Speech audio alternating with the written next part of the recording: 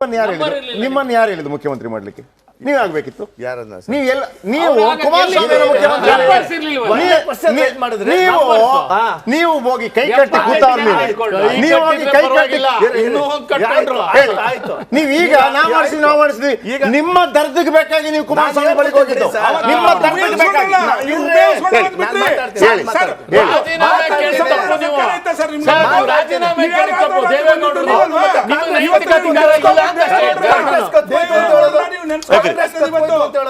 ಕಾಂಗ್ರೆಸ್ ಕತ್ಕೋಯ್ತು ಅಂತ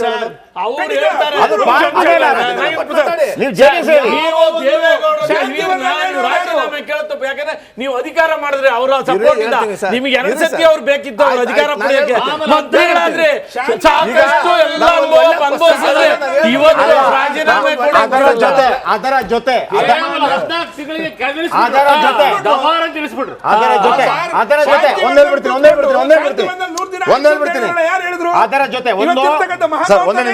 ಒಂದೇ ನಿಮಿಷ ಒಂದು ನೀವು ಅವರ ಬಳಿಗೆ ಹೋಗಿದ್ರಿ ನಂಬರ್ 1. ಆಮೇಲೆ ನೀವು ರಾಮಕೃಷ್ಣ ಸರ್ ಹೇಳ್ದಂಗೆ ಅಧಿಕಾರಕ್ಕೆ ಬಂದ ಕಾರಣಕ್ಕಾಗಿ ಅದೇ DK ಶಿವಕುಮಾರ್ ಅವರು ಹಿಂಗೆ ಕೈ ಎತ್ತಿ ಕುಮಾರಸ್ವಾಮಿ ಅವರನ್ನ ಮುಖ್ಯಮಂತ್ರಿ ಅಂತ ಹೇಳಿದ ಕಾರಣಕ್ಕಾಗಿ ಒಮ್ಮೆ ಮುಖ್ಯಮಂತ್ರಿ ನಾವು ಮಾಡಿಲ್ವಾ ಕುಮಾರಣ್ಣನವರನ್ನ, ನಮ್ಮ ಸಮುದಾಯದವರು ಇನ್ನೊಂದ್ಸಲ ಮುಖ್ಯಮಂತ್ರಿ ಆಗಬೇಕು, ನನಗೆ ಅವಕಾಶ ಕೊಡಿ ಅಂತ ಹೇಳಿದಕ್ಕಾಗಿ 19% ಇದ್ದಂತ JDS ನ ವೋಟಲ್ಲಿ 6% ವೋಟ್ ನಿಮಗೆ ಬಂತು. ಅದೆಲ್ಲವೂ ಕೂಡ ಅವರ ಬಳಿ ನೀವು ಹೋದ ಕಾರಣಕ್ಕಾಗಿ ಆಗಿದೆ.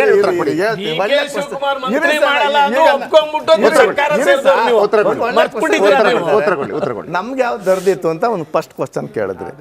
2018ರಲ್ಲಿ ಯಾವುದೇ ಪಕ್ಷಗಳಿಗೂ ಕೂಡ ನಿಖರವಾದಂಥ ಮ್ಯಾಂಡೇಟ್ ಬಂದಿರಲಿಲ್ಲ. ಒಂದು ಜಾತ್ಯತೀತ ನಿಲುವಿನಲ್ಲಿ ಬದ್ಧತೆ ಇಟ್ಕೊಂಡು ನಾವೇನು ಮಾಡಿದ್ವಿ, ದಳದವ್ರನ್ನ ಸಪೋರ್ಟ್ ಮಾಡಿದ್ವಿ. ಈಗ ನಾವು ಅವಾಗ ಯಾರ ಅನಿವಾರ್ಯತೆ? ಸಂವಿಧಾನ ಮತ್ತು ಪ್ರಜಾಪ್ರಭುತ್ವದ ಅನಿವಾರ್ಯತೆಗಾಗಿ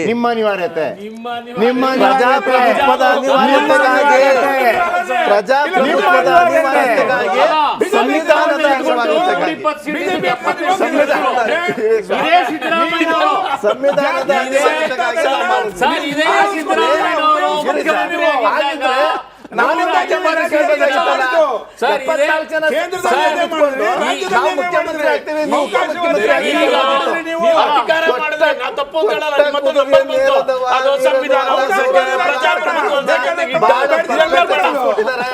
ಹಾಗಾಗಿ ನಮ್ಗೆ ಸಿದ್ದರಾಮಯ್ಯನವರ ಲೀಡರ್ಶಿಪ್ ಅಲ್ಲಿ ಹೋಗಿ 120 ಸೀಟ್ 78 ಇಳಿದ್ರಿ. ಈಗ ಸಿದ್ದರಾಮಯ್ಯನವರು ಮುಖ್ಯಮಂತ್ರಿ ಆಗಿದ್ದೆ ಯಡಿಯೂರಪ್ಪನವರು KJP ಮಾಡಿದ ಕಾರಣಕ್ಕಾಗಿ. ಕರ್ನಾಟಕ ರಾಜ್ಯದ ಇತಿಹಾಸದಲ್ಲಿ ಬಂಗಾರಪ್ಪನವರನ್ನ ಬಿಟ್ರೆ ಬಂಗಾರಪ್ಪನವರ ಕಾಲಾವಧಿಯಲ್ಲಿ ಅತಿ ಹೆಚ್ಚು ಪರ್ಸೆಂಟೇಜ್ ಆಫ್ ವೋಟ್ ಅವರು ಶೇರ್ ತಗೊಂಡಿದ್ರೆ ಅಲ್ಲ, ಅವ್ರು 7.2, ಬಂಗಾರಪ್ಪನವರು 7.2 ತಗೊಂಡಿದ್ರು. ಯಾರಾದ್ರೂ ತಗೊಂಡಿದ್ರೆ KJP ಇದ್ದಾಗ 10%, ಯಾರು ಯಡಿಯೂರಪ್ಪನವರು 10% ಪಡ್ಕೊಂಡ ಕಾರಣಕ್ಕಾಗಿ 20%ಗೆ ಬಂದು ನಿಲ್ತು BJP. 20% ವೋಟ್ ಪಡೆದಂತ BJP ಸಂದರ್ಭದಲ್ಲಿ JDS ಪಡೆದಂತ ವೋಟ್ ಕೂಡ 20%. ಆ ಕಾರಣಕ್ಕಾಗಿ ಅವ್ರು ಗೆದ್ರು. ಆಯ್ತು, 120 ಆಗಿ ರಾಜನಾಗಿ ಮರೆದ ನಂತರ ಕೂಡ ನೀವು ಬಂದು ನಿಂತದ್ದು 78ಕ್ಕೆ. ಅದೇನೆ ಈಗ ಮತ್ತೆ ನೀವು JDS ದೂರ್ತೀರಿ. ನೀವು ಯಡಿಯೂರಪ್ಪನವರನ್ನು ದೂರಂಗಿಲ್ಲ, ಕುಮಾರಸ್ವಾಮಿ ಅವರನ್ನು ದೂರಂಗಿಲ್ಲ. ಆ ಕಾರಣಕ್ಕಾಗಿ ಸಿದ್ದರಾಮಯ್ಯ ಅವತ್ತು ಮುಖ್ಯಮಂತ್ರಿ ದೇವೇಗೌಡರು ರಾಜೀನಾಮೆ ಕೊಡ್ಬೇಕು ಅಂತ ಕೇಳ್ತಾರೆ. ಏನ್ ಸರ್ ಇದು? ತುಮಕೂರಲ್ಲಿ ದೇವೇಗೌಡರು ಸೋಲಿಸಿದ್ದು ಯಾರು ಅಂತಕ್ಕಂಥ ಮಾತನ್ನು ಹೇಳ್ಬೇಕಲ್ಲ. ನಿಮ್ಮ ನಾಯಕರುಗಳೇ ಕರ್ಕೊಂಡೋಗಿ ಓಪನ್ ಆಗಿ ಒಪ್ಕೊಳ್ಳಿ ಅದನ್ನ. ಮತ್ತೆ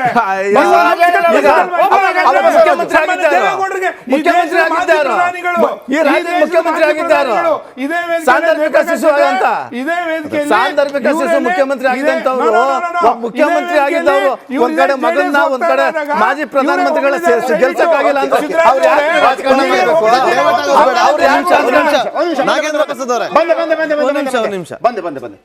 ಉಪಾಧ್ಯ ಸರ್, ದೇವೇಗೌಡರು 20 ತಿಂಗಳ ಅವಧಿಯ BJP ಜೊತೆಗೆ ಸರ್ಕಾರಕ್ಕೆ ಮಾಡದೆ ಅನ್ನೋ ಕಾರಣಕ್ಕಾಗಿ ಅಲ್ಲಿ ಗಾಂಧಿ ಸಮಾಧಿ ಮುಂದೆ ಒಂದು ಇದು ಮಾಡ್ತಾರೆ, ಅವರು ಏನು ಉಪವಾಸ ಮಾಡ್ತಾರೆ.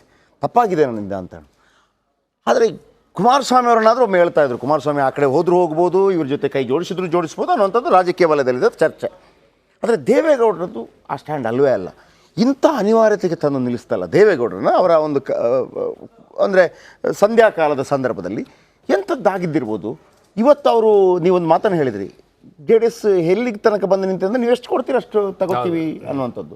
ಕಾಂಗ್ರೆಸ್ ಜೊತೆ ಅವರು ಯಾವತ್ತೂ ಆ ಥರ ಫ್ರೀಯಾಗಿ ಅವಕಾಶ ಕೊಟ್ಟಿರಲಿಲ್ಲ. ಏನದು ರಾಜಕಾರಣ, ಅದು ಯಾವ ಪರಿಣಾಮ ಬೀರುತ್ತೆ ಈಗ? ಅಲ್ಲ, ಈಗ ಒಂದು ಸತ್ಯ ಏನಂದರೆ ಈಗ JDSಗೆ it's do or die situation. Because ಅವರು ಯಾವ ಸ್ಥಿತಿಗೆ ಬಂದಿದ್ದಾರೆ ಅಂದರೆ ಕಳೆದ ಅಸೆಂಬ್ಲಿ ಎಲೆಕ್ಷನ್ನಲ್ಲಿ ಅಷ್ಟು ಹೀನಾಯವಾಗಿ ಸೋತ ಮೇಲೆ they have to survive. Is a question of survive. ಹಾಗಾಗಿ BJP ಜೊತೆಗೆ ಕೈ ಜೋಡಿಸ್ಲಿಕ್ಕೆ ಹೊರಟಿದ್ದಾರೆ.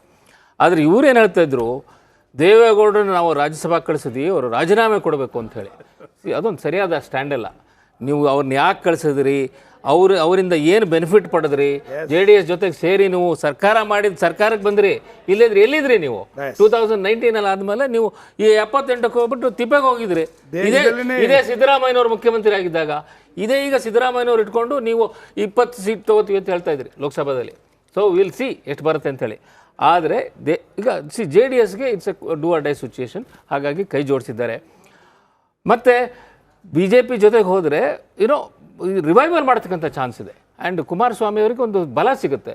I don't think how it is sir. ಈಗ ಸಾಧಾರಣವಾಗಿ ಪ್ರಾದೇಶಿಕ ಪಕ್ಷಗಳು ಯಾವುದೇ ದೊಡ್ಡ ಪಕ್ಷಗಳ ಜೊತೆ ಹೊಂದಾಣಿಕೆ ಮಾಡಿಕೊಂಡ್ರೆ ಆಪೋಷಣ ಅಂತಾರೆ, ಆಪೋಷಣ ತಗೊಳ್ಳೋದು ಅಂತ. ಸಣ್ಣ ಪಕ್ಷಗಳು ಆಪೋಷಣ ಆಗತ್ತೆ ಅಂತ ಇರುವಂತದ್ದು. ಹಾಗಾಗಿ ತುಂಬಾ ಭಯಪಡ್ತಾರೆ ರಾಷ್ಟ್ರೀಯ ಪಕ್ಷಗಳ ಜೊತೆ ಸೇರ್ಕೊಳ್ಳೋದು. ಎಲೆಕ್ಷನ್ ಟು ಎಲೆಕ್ಷನ್ ಚೇಂಜ್ ಆಗುತ್ತೆ, ಎಲೆಕ್ಷನ್ಗೂ ಎಲೆಕ್ಷನ್ ಚೇಂಜ್ ಆಗುತ್ತೆ. ಈಗಿನ ಸ್ಥಿತಿಯಲ್ಲಿ ಅವರು ಕೆಳಗಡೆ ಇದ್ದಾರೆ. ಅದರಿಂದ ಈಗ ನೀವೇ ಮಾತಾಡಿ, ಒಂದು ಸಣ್ಣ ಅಲ್ಲ, ಈಗ ಸ್ವಲ್ಪ ಸರ್, ಧೋನಿನ ಮೇಲೆ NDAಯಲ್ಲಿ 32 ಪಕ್ಷಗಳವೆ, 11 ಪಕ್ಷಗಳಲ್ಲಿ ಒಂದು MP ಕೂಡ ಇಲ್ಲ. ದಯಮಾಡಿ ಕಳೆದ ಬಾರಿ ನಾವು ಗೆದ್ದಿರ್ತಕ್ಕಂಥ ಒಂದೇ MP-ನೇ. ನಮ್ಗೇನು ಅದರಲ್ಲಿ ಏನು ಮುಜುಗರ ಏನಿಲ್ಲ, ಯಾಕಂದ್ರೆ ಗೆದ್ದಿರ್ತಕ್ಕಂಥ ಹೇಳ್ಬೋದು.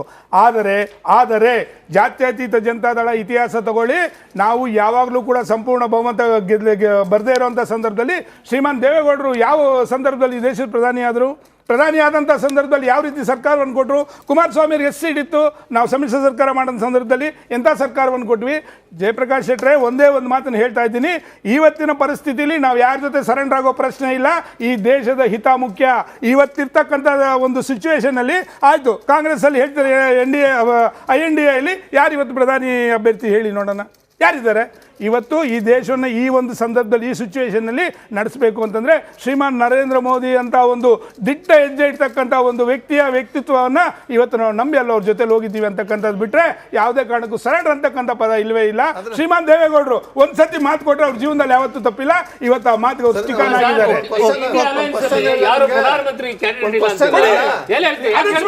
ನೋಡೋಣ,